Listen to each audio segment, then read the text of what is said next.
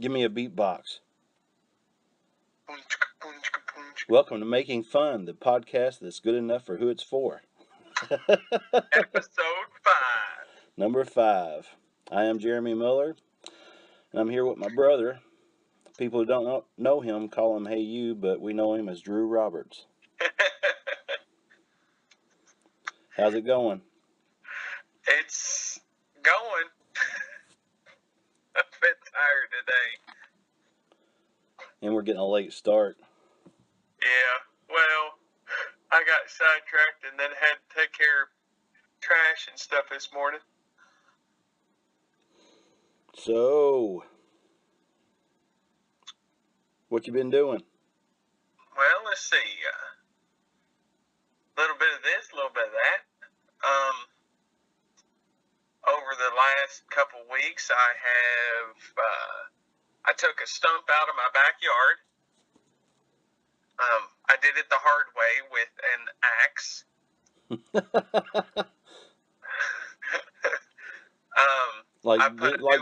Did you cut it down with an axe and then like burn out? No, it was mostly rotted.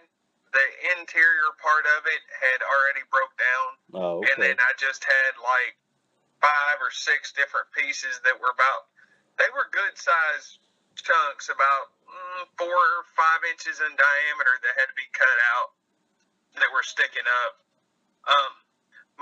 Right in front of my back door, there used to be a tree, and there's about 4 foot of sidewalk that led to where there used to be a gate. I took all that out when I first moved in, and on the other side of the gate was this tree. So right in the walkway that I wanted to go to my patio out back was this stump. Well, I put a flower bed in the front yard for my wife, and I told her I needed to get some mulch, so I went and got a scoop of mulch, $35. And I was putting the mulch out. Well, we were talking about that walkway, and she wanted me to go on and do the walkway. I said, okay.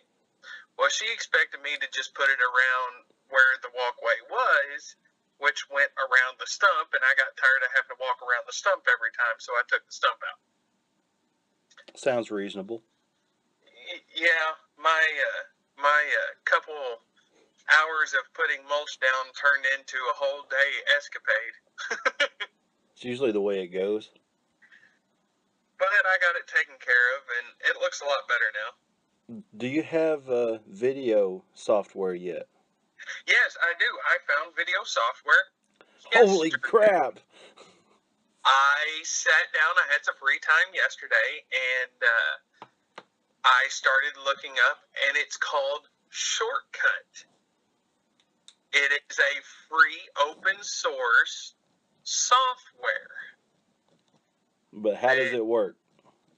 It works a lot like Windows Media Player or Movie Maker? Movie Maker. I will have to look into that. I from what I've seen, I started working on my carburetor video yesterday. I didn't have a lot of time because I had to get ready for work, or I had to eat, and then I got sidetracked for work. So I'm glad. Well, I'll have to check that out. But I tried to make a movie for this podcast that we're doing right now because I like to put video behind it. Last podcast, the video was horrible. I hated it.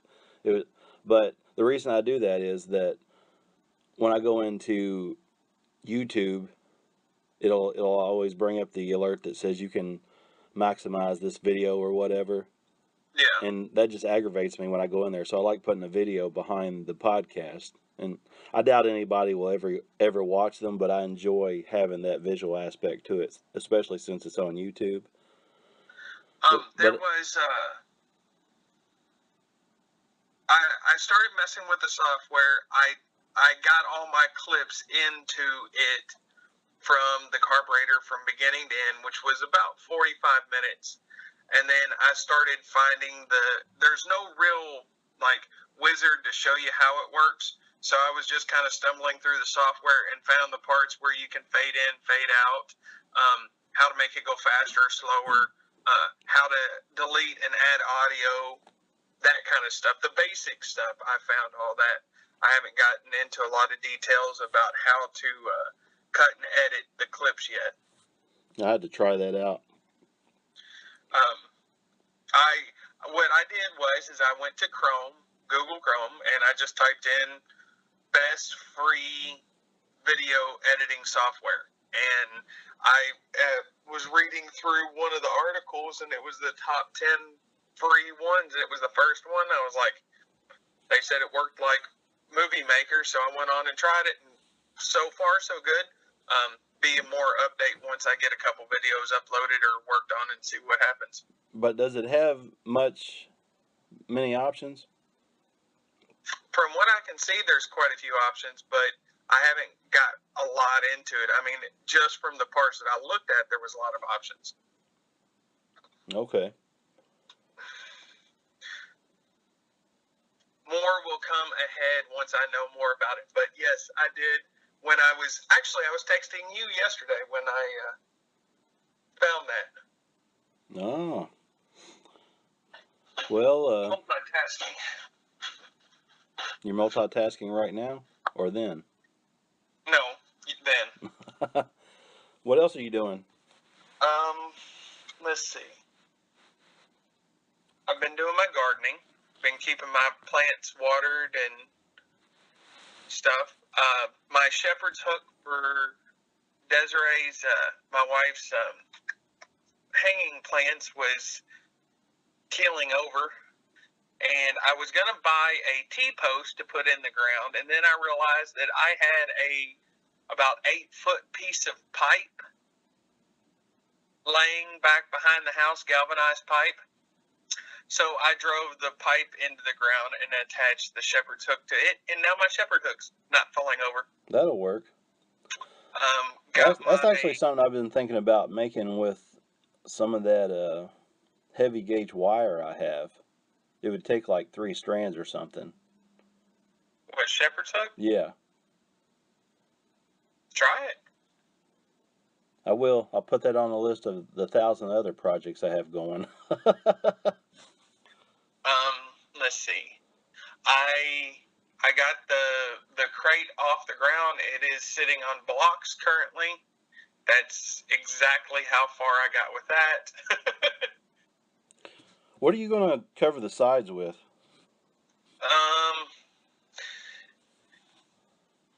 Most outbuildings have that wood mesh looking plywood that's painted. Wood mesh. It's wood siding, sorry. Yeah. It looks like boards, but it's not really boards. It's just a plywood that's made to look that way. Yeah, I like that stuff. That's what I plan on covering it with. Okay. There's gonna be video of it. I think I'm gonna do video of all of that. Sweet. Now that I've got software. But I'm going to do installment videos. One will be some of the things that I have to do to get it to be able to use it as a building, some of the things changing on the crates. Then there's going to be one of making rafters for it, and then one of covering it, and then probably one for roofing, because I'm going to do tin roof. Okay. There's a place not too far from here called Madison Metal, and you can get scratch and dent tin, which it's not the best, it's not perfect, but for half price. And they cut it to your specifications. I live by scratch and dent, man. $1 a linear foot, and that's 3 foot wide. Whoa, that's cheap. Menards is selling it for $3, I think. Well, their stuff, non-scratch and dent, is $1.99 a linear foot, but that's direct from the factory. but Okay. they cut it to length for you right there. So if you want 10 8-foot sections and 15 12-foot sections, they'll cut it to what you want. Okay. Too bad it's too far away from me. I'm not building anything right now anyway. I haven't done anything with the Beetle lately. Of course, Desiree and I have been cleaning on the house, nesting. Yeah. And we had a Memorial Day cookout. And I wasn't invited. Well, I was going to invite you, but, 350 miles is a long way to come for a cookout on a Monday that wouldn't have happened until after you should have already left. Yeah. True. I wouldn't have been able to make it because the kids were just getting out of school, and Olivia had one more day at work because she's gone for the summer, and Oh, that's right. So that put me like 2 days behind in the week. So yeah, I wouldn't have been able to make it anyway. Working on anything else? Is that it? Not that I can think of. I've been working on a lot of pen and ink drawings. I'm trying to do a drawing a day right now. And maybe I can work that into something in the future. I don't know. And I helped a kid get her driver's license. There's a few more gray hairs in the beard. Yeah, you're pretty gray all the way around now. And what else have I done? Oh, I have a video coming up soon. Finally, I finished up that video of the wine bottle leaners, balancers. Oh, did you? Yeah. So the 4th. What is today? The 2nd. Okay. Yeah, that should come out on the 4th, I think. So Sunday? Yes. Yes. Next Tuesday is my anniversary. Well, happy anniversary, before I forget.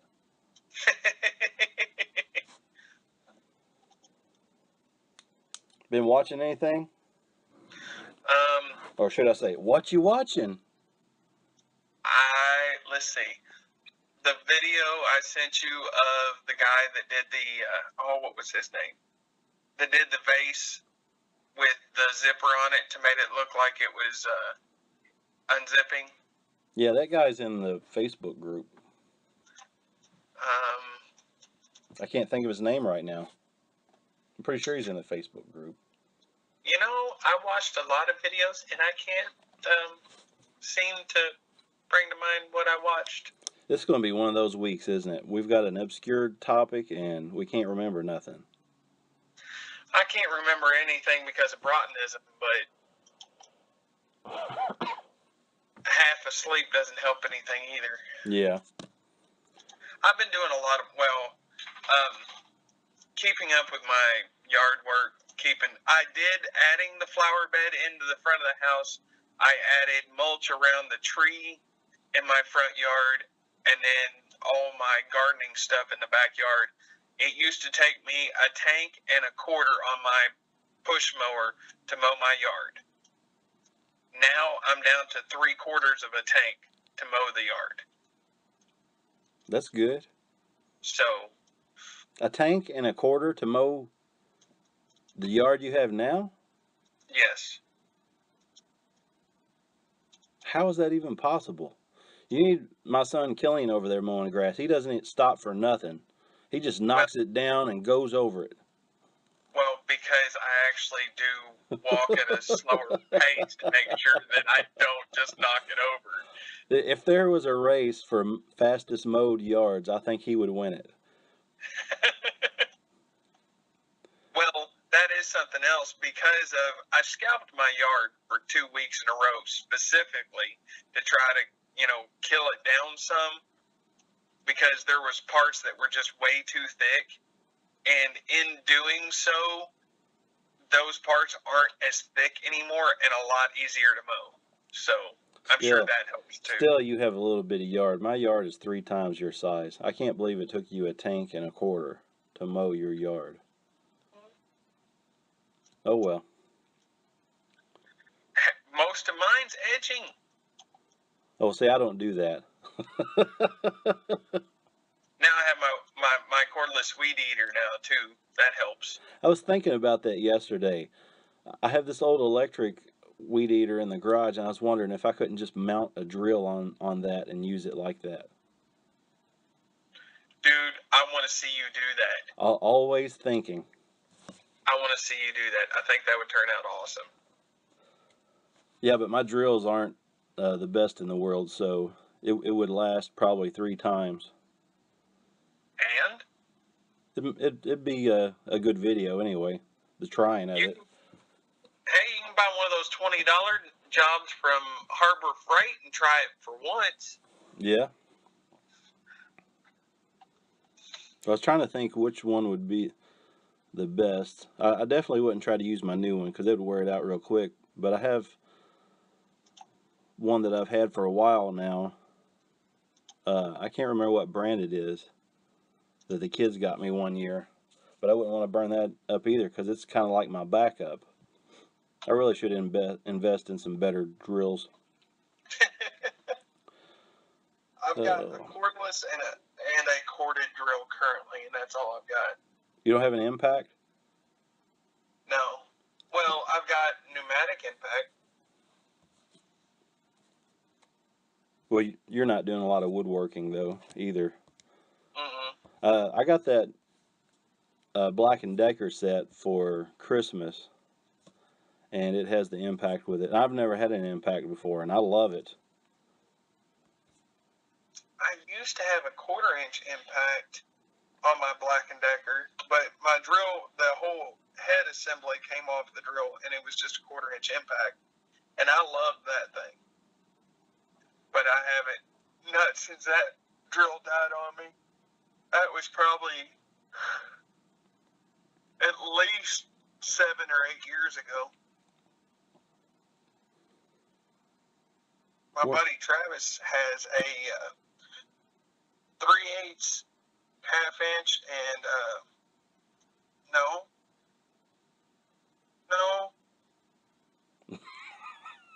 Wake up, Drew. Wake up. I'm just there today.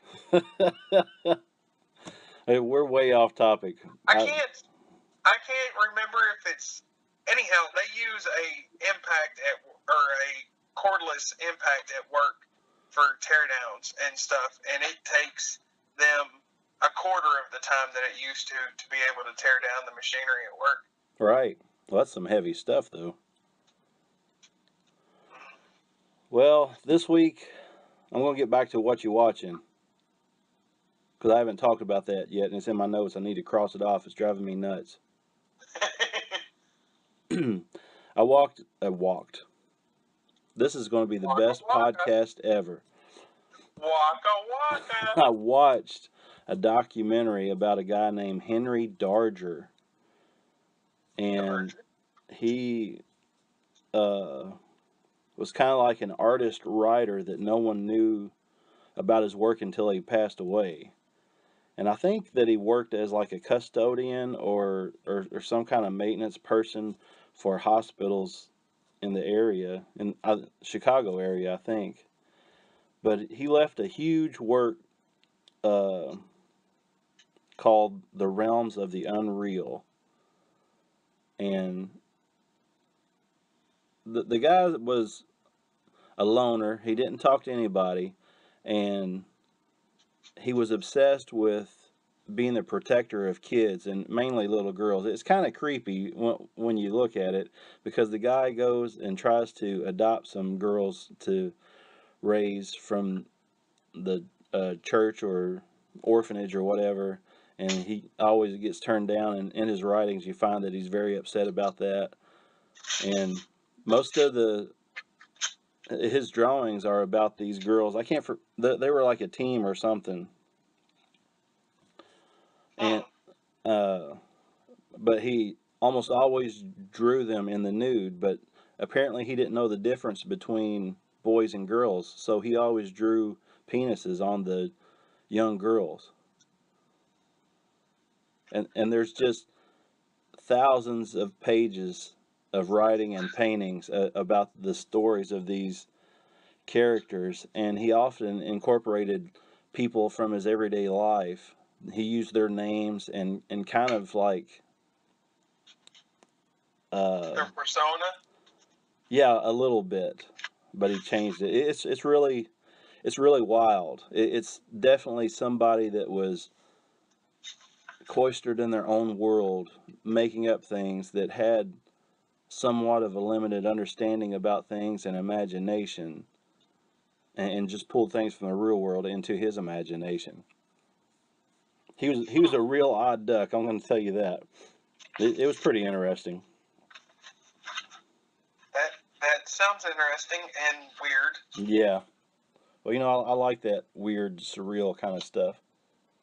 Very true. And I know I watched more than that, but other than that, I caught up on Roadkill and Hot Rod Garage. I haven't caught up on anything. Blessings of being a third shifter. Well, that's your choice. Yeah, true. My options were limited. Well, should we move on to our topic, or you want to BS some more? I didn't take very good notes this week, did I? I said that last week too. Not. You're letting me flounder. Well, you're not very lively this week. Like I said, I'm tired. We had a cable splicer at work last night that they were having problems with, and they brought it to me. Well, they were having problems with it the other day, and they brought it to me, and we didn't have the parts for it, so I had to improvise a thermocouple because it heats up to a certain degrees before you can splice it's a plastic cable. That sounds fun, improvising a thermocoupler. So I had to improvise a thermocouple that we had on something else onto it and make it work until they can get the correct parts in. It was a lot of trying to figure this or that out, and then the thermocouple was connected to the heater by a bolt, and it's a specialty piece. It was only like a half-inch long, and what I had to end up doing is using one that we had for a wrapper machine that we have, and then I had to find a tube that was close to the diameter, and then had to drill out the tube, put the small piece of thermocouple down in it, pinch the end of it off, drill a hole so it would mount up the correct way. Of course, it was all exposed wires, so I had to make a shielding for it, and then connectors for it, and it was quite a feat. Well, that's what they pay you for. That's very true. Of course, they come to me and they said, the controller's messed up, and I'm like, it's okay. Let me have the controller and I'll test it. And I tested the controller. I'm like, there's nothing wrong with the controller. I need the rest of it. It's definitely not this. So, but it's up and working for now. Once they get the rest of the right parts in, I told them I'll fix it the right way. I did have training that I had to do this morning too. That probably didn't help anything with me being tired. Oh, that accounts for the boredom. They just bored you to death in the middle of the night. Yeah, 5 o'clock in the morning, listening to a half hour of a monotone voice. What's that guy's name? Ben Stein? The guy that does the dry, scratchy eyes. Yeah, you kind of sound like Ben Stein this morning. You're the Ben Stein of podcasting. Dry, red, irritated eyes. Anyhow, yeah, We can move on to the topic. What'd you say? I said we can move on to the topic. Oh, okay. What is our topic? I don't know. You told me yesterday and I forget. Well, we were talking after the last podcast, and you said it should be our topic, and I was talking about shock versus being real or being true to yourself. Correct. And okay, I'm going to preface this that this topic's probably going to make me contradict myself a lot How so? in many aspects, and I'm just looking for reason in this topic. It's going to be subjective because Okay. do you remember what I was saying that started us off on this? Because you cussed. No, it wasn't because I cussed. I thought that's what it was. This is terrible. You're supposed to drag me along this week. I thought Yeah. we clarified that. Yeah. Well, I've been struggling with it ever since we talked last, and everything that I've been in contact with has kind of taken me down this road. And I think it's because it's something that I deal with all the time. I don't know how to frame this honestly. Sometimes you do think like you know that if you do certain things, you can make things happen that you would like. Like you would be able to find more followers on your YouTube channel or Yes. stuff. And in doing that, yes, you can be the shock factor. You can be the guy that is piercing his nipple with a bow and arrow or whatever. Wow. Now you're waking up. You could be that guy. You could be the shock factor, or you could be true to yourself and make material or artistry or whatever that is completely true to you and true to form to make yourself happy in the form of what you're creating instead of what everybody's wants to see, because everybody wants to see the flaming hair lady doing backflips. Yes, that's what I'm talking about. Podcast over. That's exactly it. I think in our capitalist, information-rich culture, it is difficult to be a creative person and create work that is original and inspiring. It's easy to create something shocking and bold, or it's easier, than to find a formula that speaks to someone or that doesn't offend others. I can say it's easier to create something shocking, but I can't say that it's easier to create something bold. Because in today's age, if you want to be bold, then you have to be true to yourself. Yeah, on a personal level, but visually being bold, and this is talking about artwork mostly, because But art in any form. right, and I think in the maker community, there's a lot of that selling up too. Look at this quirky idea, but it's probably, as far as making stuff go, a lot of the things that people are making now isn't practical. A majority of it is, okay, because there's craftsmanship and a way of doing things that's ingrained in that. But people are searching outside of that to try to get more viewers and subscribers, and they are. I'm not. I don't want to pick on anybody, and I'm not trying to put down any ideas. And I think that a lot of these ideas do inspire to a certain extent, but I'm going to use an example, and I'm not trying to put this example down or anything.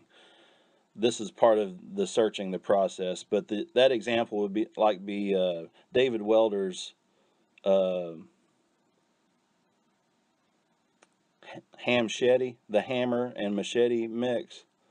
Have you seen that?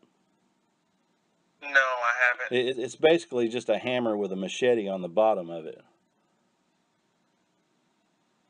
Now, that's not going to be very practical. right, but it's a cool build, and this is where my theories about things start breaking up.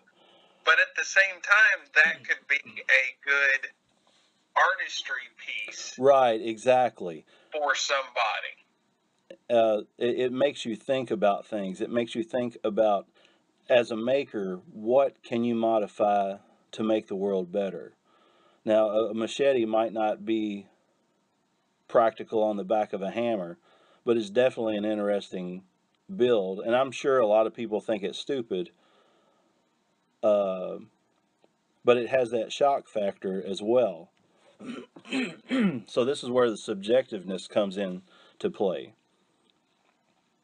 You know, for some people it works, and for some people it doesn't, and I think that you have to kind of look at it like that. It's hard to go out on a limb and be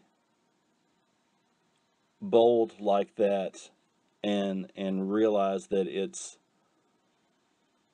beneficial to the thought process. It might not be beneficial as a tool. Okay? But beneficial in other means. Beneficial inspiringly. Now that isn't harmful. There's nothing about that scenario that's harmful. It's not useful. I like everything that David Welder does. Okay, him and Jimmy DiResta, you know, their creativity is sincere in what they're doing, and they're trying to push the limits and help people think outside the box, and so the world can be a better place. That's a good thing. Right, and so that's the good part of the shock versus the real. Because if everybody was just making hammers, you know, the end goal is to try to make a living from your creations, right? As an artist, as a maker, as a crafter, or whatever, right? For most people, but then there's people that's like me. I enjoy what I do for money, and I do it on the side for fun and hobby, just to help myself. Right. But there's a lot of people out there trying to do that. They're creative people that they're trying to express their creativity and to show their creations. Actually, I gotta take that back. Okay. If I could make and create myself and have free reign to do what I wanted instead of going to work, yeah, I would be happy. Exactly, and I think a lot of people think that way, and that's why I'm trying to kind of talk to this subject, because creativity is the only way that I recognize myself. You know, other than being a father and a husband and doing all that stuff, I've worked in many different industries, and I've done tons of different jobs. And I just feel stuck in every one of those things. But when I'm creating and I'm making art and I'm making crafts, if I'm making, you know, just anything, that's when I feel most alive. That's when I feel helpful. But then I get stuck because I didn't go to art school, and I haven't worked at this because I've spent so much time, you know, raising a family and doing the things that I absolutely had to do to survive. And I didn't know how to, you know, live as an artist. But then I fall in that trap of, while I'm doing this, well, how am I going to get people's attention? Well, I'll just pierce my nipple with a bow and arrow.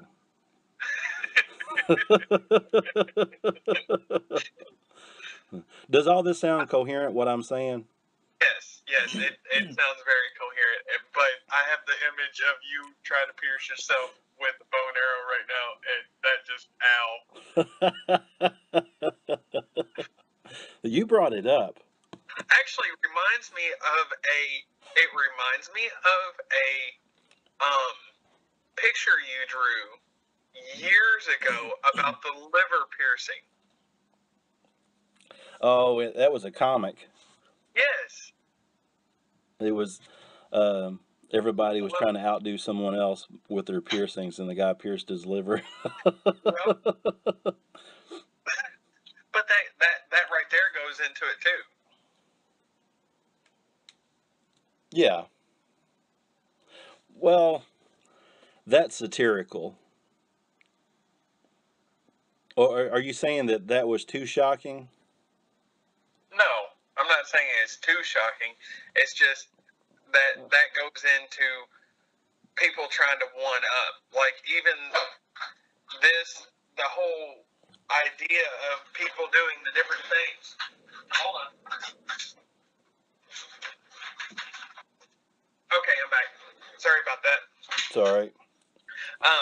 But the people doing the different shock factors, you see that from time to time. People want you to do or to watch their stuff or go to their channel just because they will do crazy things like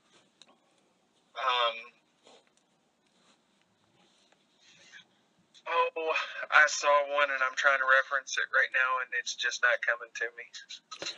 Well, let's dig a little deeper in the art scene, because art is life. Everything is art to me. There's not one thing in your life that isn't touched by an artist who designs or creates something, or a craftsman, right? Yes. And that's the way that I see things. And I totally lost my thought, but I know it has to do with surrealism. The surrealism, people think that it's an easy way out of art. That, you know, painting a dreamscape instead of painting a landscape is somewhat. I'm not trying to generalize. I have a bad habit of doing that. I don't think that all people think that. Just that some people think that, and that gets mixed in with the popular opinion. But that it's not beneficial, or that it's a cop out. And if you go back and look at the history of surrealism, it has a lot to do with Freudian ideas, and people were starting to explore subconscious works. And me as an artist, that's a big part of what I do. You know, the things that I put down on paper are something that comes to me naturally. And that's not trying to be shocking. That's just a natural way to draw. I read that book when I was younger, The Natural Way to Draw. I started reading it. I'm not going to say that I finished it. But part of the exercises were just free-form line drawings, putting the pen down and drawing an image. No, just drawing the image without ever lifting your pen up. From start to finish, you put the pen down and you start drawing. And you're basically, you create a shape in your mind, and you just start drawing lines, squiggly lines back and forth until that image is finished, and then you lift your pen up. As soon as you lift your pen up, it's done. And that's how I do most of my doodles. Right, because it's natural. But a skilled artist, well, again, I'm generalizing. It's not right to generalize that. Traditional trained artists are systematic, and they start from the bottom and work their way up, you know. Yes. And that, what I was talking about before, that line drawing, that's more of a surrealist approach, but it's a natural thing that everybody does. And I always argue the point that everyone is an artist. Is only some people take the time to work on those skills. But different people put art out in different ways. Exactly.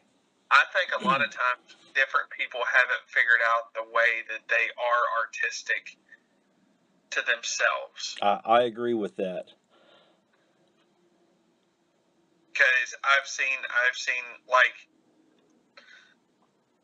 hell, I know there's people out there that have no clue that I paint or that I carve or, you know, that I do these different things. But a lot of mine is the artistic outflow of what I do just so happens to be what's in my surroundings and what I feel like doing at the time. You do the same thing. Yeah, I do that on a conscious level and a subconscious level sometimes. I was, all right, this is going to preface a lot of this. Uh, my favorite illustrator is Robert Crumb. Now, Yes. you want to talk about somebody who has the shock factor? He is the one. My favorite painter is Robert Williams. Are you familiar with Robert Williams? I'm trying to think. You've seen. Did you ever see the original Guns N' Roses Appetite for Destruction album? Yes. Did you see the band artwork in that? Yes. That's Robert Williams. Okay. Okay, so that's shocking. And you know, he has said, I've seen interviews of him that he said he was pumping this work out fast because he had a clientele that would pay for it, and it was making him money. Now, But at the same time, was he being true to himself with the shock factor or not? see, that's the thing. And my problem is it good for us? Is that kind of shock factor really good for us? For some people, it's not, because some people internalize that, and talking about that artwork from the Appetite for Destruction album, you know, to a young mind that can be damaging. Yes. And I may be damaged to some extent because I found underground art and lowbrow art at a very young age, and you know, it blew my mind because of the image that was created in it. But I never acted out on that. But I think that there are some people that do, and that's where it gets personal. I don't owe the whole world nothing. Robert Williams and Robert Crumb doesn't owe the whole world anything. They owe it to themselves to create the work that they think they should be created. Me personally, I don't want to create anything that is going to say, hey, this kind of violence towards someone else is okay. Right, but Robert Crumb also did a lot of drawings that were ultra real truism about what. Truism? Is that a real word? No. It's okay, I make up words. But his was, you know, this is reality. This is reality in your face. And he would take some of the stereotypical type of stuff and kind of blow it up for you. I disagree. I think Robert Crumb is a surrealist illustrator. He says in that movie Crumb, he says, sometimes I don't know what I'm drawing. You just have to have the balls to let it out there and put it on the page and go with it. But I'm saying that he actually showed us stuff that we don't want to see most of the time. A lot of the stuff in his drawings that I've seen, you know, he shows stuff that most people don't put in a drawing, for the simple fact of the background details. Right. Yeah. He looks at the world realistically, and one of those things that he puts in is power lines and things like that. That's what I'm trying to say. Yeah. Okay. Not necessarily his foreground art, but his background art. That it's showing, you know, he shows stuff that a lot of people won't. You know, the grunge part of our world. Now, when I think of Robert Crumb, I don't think of much of the shock factor as I do that he showed a truer side that some people don't. Does that make sense? Yes, I agree with that too. And like I said, I'm not going to poo-poo my favorite artist. I'm talking about a concept, and like I said before I started talking about this, I'm going to contradict myself a lot. And that's why I said, for me personally, I don't think that it's healthy to push that envelope. I'm glad that I've witnessed that, but it might not be good for someone else. And Right. that's what I struggle with. I really shouldn't care about the rest of the world, because a lot of times it doesn't seem like the rest of the world cares about me. You know what I mean? But my moral fabric is pretty thick stuff sometimes, and I have trouble busting through the years of But see moral boot that camp and things that I went through. okay, that goes back to my personal artistry and artistry that I am willing to display to the world too. Some of my personal stuff in my art journals or drawings that I do, I is can be very graphic, but that's because it's more of a therapeutic thing for me to release the emotions that I have pent up. But it's not to say that I'm going to take one of those pictures and post it on a wall or put it in a video or make That's a real good point. painting out of it. That's a really good point, because there's some. I'm a terrible person like that, you know, and I think a lot of people are. There's a dark side to everybody, and sometimes you do need to get that out. And maybe we don't always need to show that. Uh, but the ironic thing is that there are a lot of people love that and will pay for it. Because a lot of people, the people normally that and the people that are wanting relate to it. That's what artistry is that people relate to it. The reason they like it is because they relate to it in some way, shape, or form. True. So, talking for myself, do you think that I should worry about that so much, or uh, do you think I should create more of those works that I think are personal, just as a survival aspect as an artist, or should I go the other way and be different than everybody else and try to focus more on something that's inspirational instead of shocking?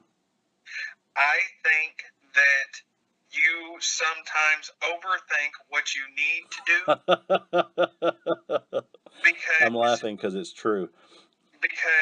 as a brother and someone that absolutely loves you, I think that you should be true to yourself first, and then you can decide what to do with the art afterwards.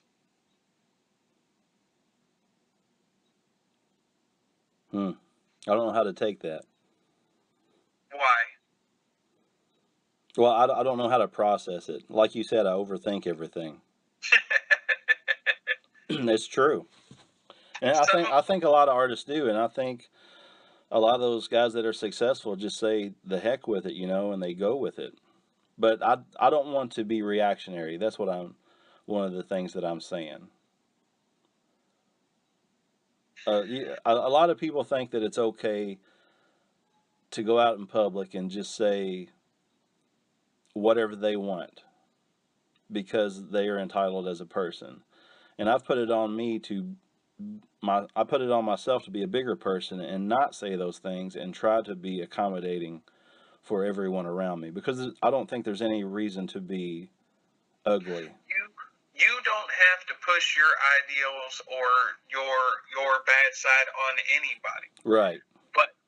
But at the same time, there's nothing wrong with you creating artistry for yourself that is highly emotional for certain things, and then you can turn around and create something else. And I'm not saying that part of artistry has to be released out into the public. Yeah, I agree with that. Uh, I think for me, I want to focus on something that's more inspirational and subtle. I think that you can go to a certain point and it's more meaningful than going all the way. Because you can get caught in the lines in a beautiful illustration. And both of the artists that I mentioned are absolutely phenomenal artists. Okay, that brings up something. Desiree and I went to the Speed Art Museum in Louisville. It was still cold weather, so January, February, somewhere around that time. And we went through, and there was some Native American artwork. There was just to name a few points that we seen, historical, Victorian, but one of the absolute most beautiful pieces of artwork in there was like a painter's canvas that was hung up, and it just had all kinds of different color, and you could see the emotion and everything in it. No shock value whatsoever. None. And one of the most beautiful pieces of artwork I've ever seen. So is it is an abstract piece? Yes, it was an abstract piece.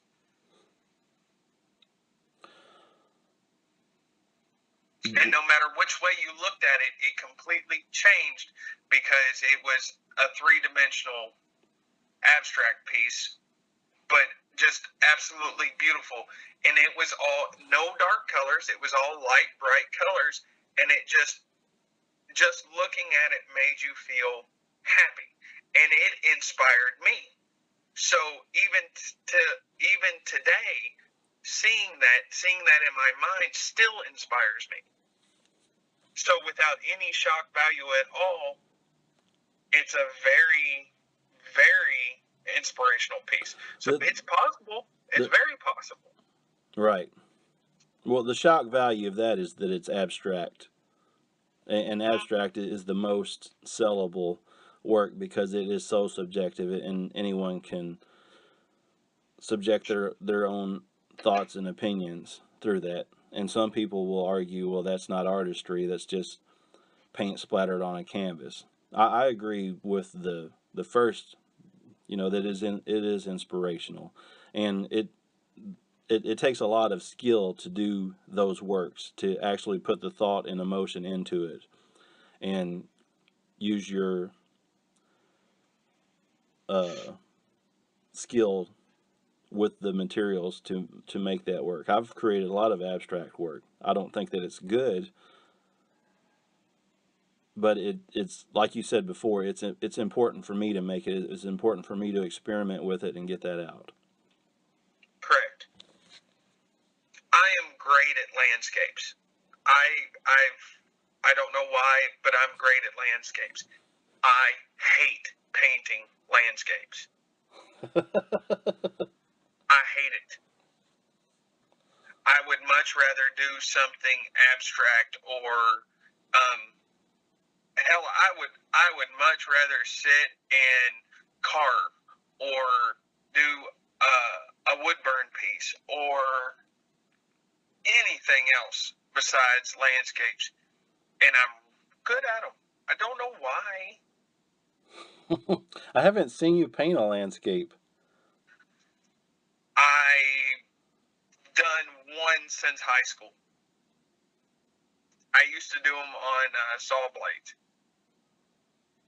That's right, I've never seen any of your saw blades. You sold all of them. Yes, because I didn't like them. I think there might be one left around, but that was the thing. I didn't like them. I was good at them, but I didn't like them. I know that I'm good at them. I just don't like them. I don't like painting them. Well, so for me as an artist, I know that I could probably make money doing those, but why would I do those? Because I don't like doing them. Right. And you shouldn't. If you don't like it, you shouldn't be doing it. Now, do you agree about the in that aspect about being a maker too? Yes. That it does kind of take away from the validity of it if we're just chasing the next big thing. And I mean, I'm not a skilled woodworker. I'm not a skilled anything in the shop, but that's another medium for me to work in. And I just happen to fall into this maker community, and it's kind of released some things in me that I'm able to do that helps me creatively. Yes. So we're really leaving this open-ended. Well, Because it is look at it this subjective. way. Look at it this way. I mean, fidget spinners. This is the biggest thing ever. Right now, everybody that's anybody has some video. It's a fidget spinner because they want to be part of the fad, or they have been in I'm sure there's many people that have been inspired by fidget spinners for the simple fact that it's a fad that's going around right now. Right. So I'm making a fidget toy. It's not a spinner, and okay, I don't feel like I'm ever going to finish it. But I didn't start out the fad, and that kind of turned me off because it became a fad. I wanted to make something like that because my son has autism, and I've heard that is supposed to help them, and he does have tactile things that help him, but that isn't for everybody, and it just exploded into a fad. and don't leave him with anything that is valuable when he doesn't have something else to play with. What are you talking about? I've seen him just snap stuff off before. Yeah, because he will work it back and forth like a thin piece of wire until it breaks. Yep. He has to have something. But and that's what fidget spinners were created for. Were for people that needed the tactile contact. Well, that's what they were sold to us as. Well, I've heard arguments on both sides that some people say that there's no evidence to back that, or there's no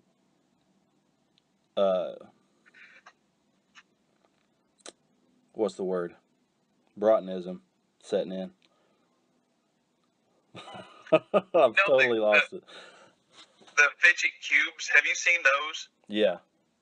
Those are cool. Right. They've got the spinner, the buttons, the clicks, and everything. They're quiet, but they give you the different feel of all the different stuff. Right. I love those. Right. That's what I'm making. I'm making a fidget cube. Okay. Those are awesome. Fidget spinners, I just want to take them and throw them in the trash. And you want to do that because everybody's latched onto it. I see 100 of them all the time, and they're being shoved down my throat, and I'm just like, no. Right. There's popular art right in your face. They took a good idea and they've made it absurd because it's a fad. Nobody wants. There's something dirty about being in everybody's pocket. About being everywhere.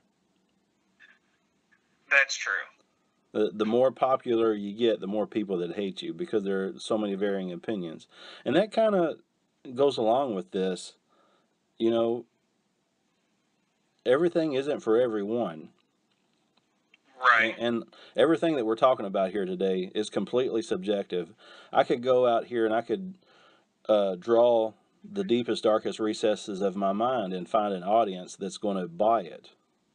I wish I could find that, but that's the way it works a lot of the times. The more shocking you can be, the more audience you can have, and I don't want to be that. I want to be I want to propel us forward as humans. I don't want to just take advantage of human nature. I think that is more of the truest idea of this whole topic. Yeah, I agree with you. That's my motivation. Can I do that, and is it okay? Yeah, but I feel like that I need to do something a little bit more important. I don't know if I'm the right person to do that, but that's what I want to try to do. And just like I say, I have a filthy mouth, but I don't want to cuss left and right on this podcast. I want it to be accessible for everyone, and I want everyone to be able to benefit from it. I have to agree. It might be genetics, or it might just be our mother. But I have a very dirty mouth, and we agreed to try to make this a very clean podcast to make it where everybody can enjoy it. And we've stayed true to ourselves for the most part to make sure that that stays true. And the whole point of our saying, it's good enough for who it's for is literally exactly that. It is us trying to make something good for whoever wants to listen to it, not have to be shocking and overbearing just to get numbers. Yes. I had to say, I feel a lot better after talking with you about this because, like I said, this is something that I struggle with every time that I make something, whether I go out in the shop and I want to make a video for my YouTube channel, or if I'm just sitting down and trying to make art. This is what I think about. I'm not only making art for me. I'm not only making, furniture for me. I'm making it for everyone that wants to be a part of it. This might sound a little different, but most of the time when I do something artistic that I enjoy absolutely the most, I think about when I was a kid and the stuff that I absolutely loved when I was a kid.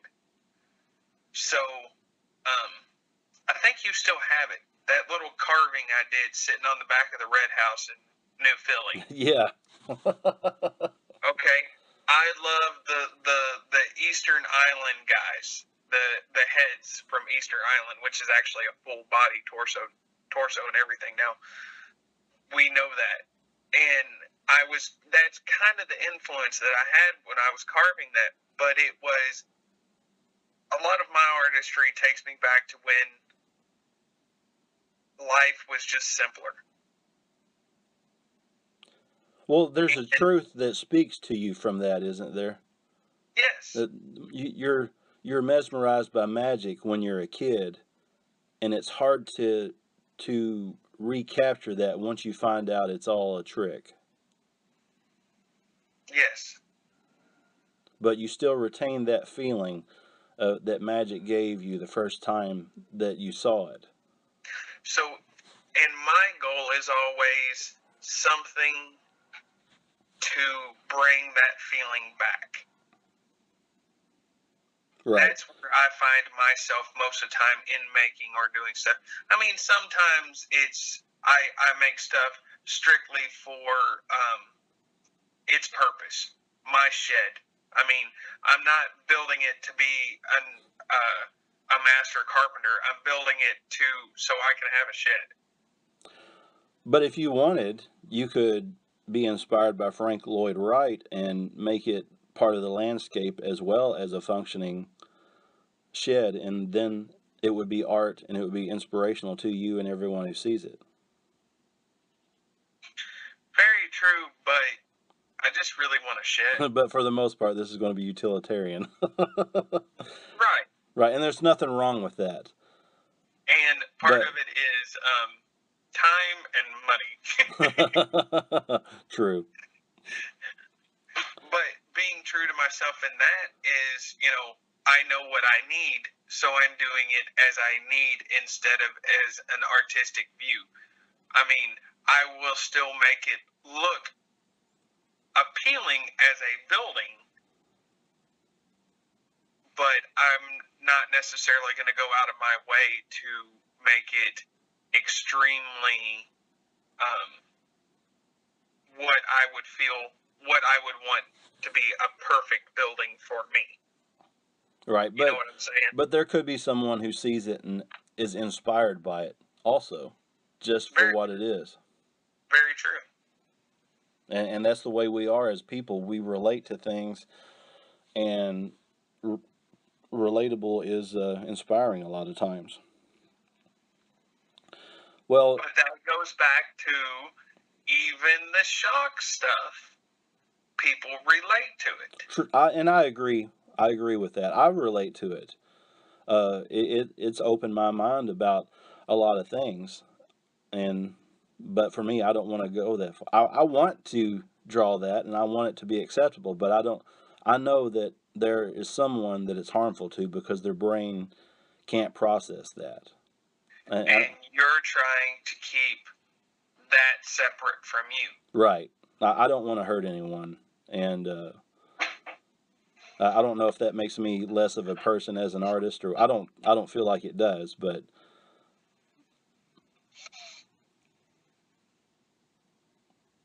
so as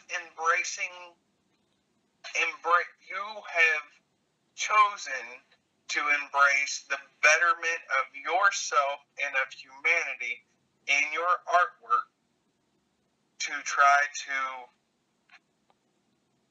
be that person instead of embracing the darker reaches of yourself.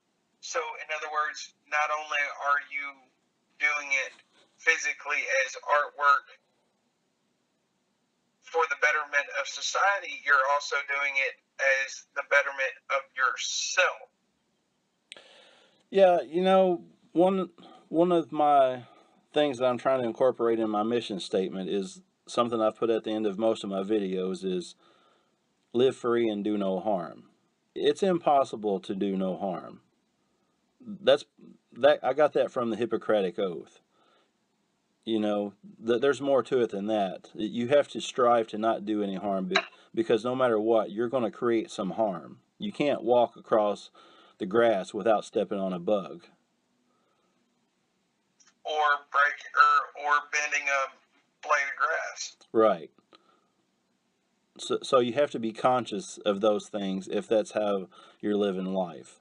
And you have to cut it off at a certain point too. I'm not saying that I'm never going to create anything that isn't just to try to sell a piece or to get attention, but I'm going to try not to do that to the best of my ability. That is functional.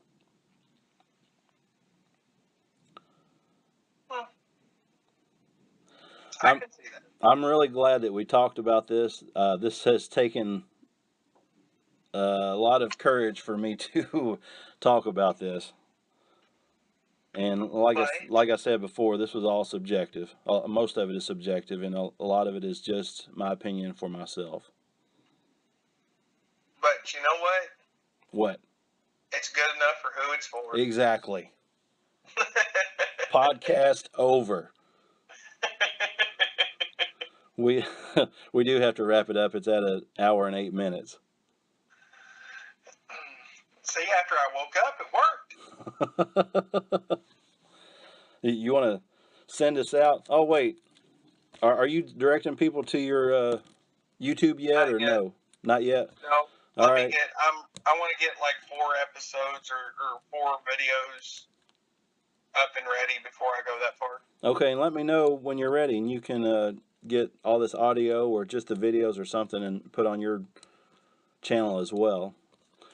All right. But you can find me at Junkpileomatic just about on every platform. Well, not every platform. Mostly on Instagram now. I'm really enjoying Instagram. But I'm on Facebook, Junkpileomatic@gmail.com. I don't have a website. That's pretty much it. And that's episode 5 of Making Fun. Peace. Out.